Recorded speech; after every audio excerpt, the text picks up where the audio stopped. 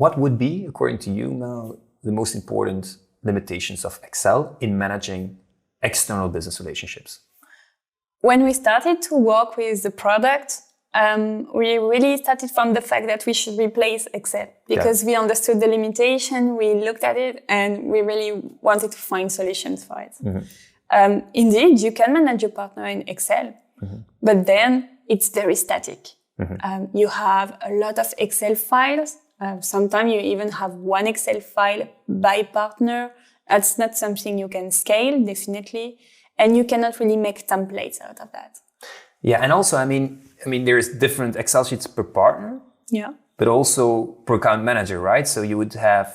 Yes, exactly. You have tens and tens of Excel files which are not synchronized with each other. So if we need to change something on one, you need to report it manually on all the other one, which leads a lot of frustration on the account manager side, but also can lead to manual mistakes.